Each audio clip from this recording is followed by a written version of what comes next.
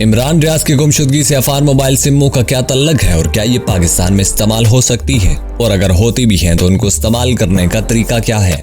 YouTuber और anchor person Imran Riaz की गुमशुदगी को लगभग 1.5 माह हो गया है, लेकिन पाकिस्तान में आला हुक्काम और तफ्तीशी इदारों को अब तक उनके बारे में कुछ मालूम नहीं हो सका कि वो कहाँ हैं। ताहम पुलिस हुकाम ने उनकी लोकेशन के हवाले से अफान मोबाइल सिमों के इस्तेमाल होने का जिक्र किया था। इमरान रियाज को 11 मई को पुलिस ने गिरफ्तार किया था और फिर पुलिस के मुताबिक उन्हें 16 मई को जेल से यकीन दहानी पर रहा कर दिया गया कि वो आइंदा अच्छा रवैया रखेंगे।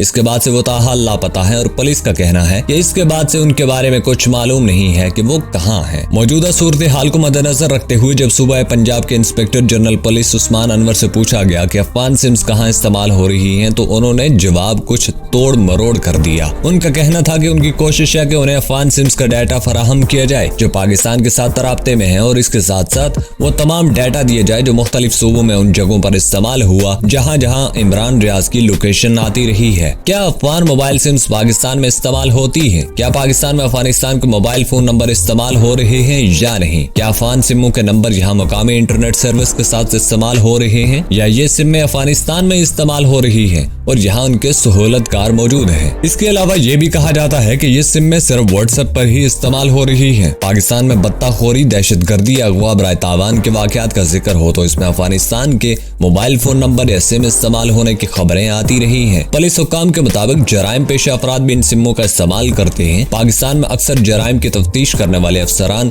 बत्ताखोरी, दहशतगर्दी, अगवा, बराए तावान के वाकयात के बारे में बताते हैं कि ज्यादातर ऐसे मामलात में अफगानिस्तान के मोबाइल फोन नंबर इस्तेमाल होते हैं। तफ्तीशी अफसरान और मोबाइल फोन सर्विस फराहम करने वाली कंपनियों के ओहदेदारों का कहना है कि ये सिम 2 तरह से इस्तेमाल होती है।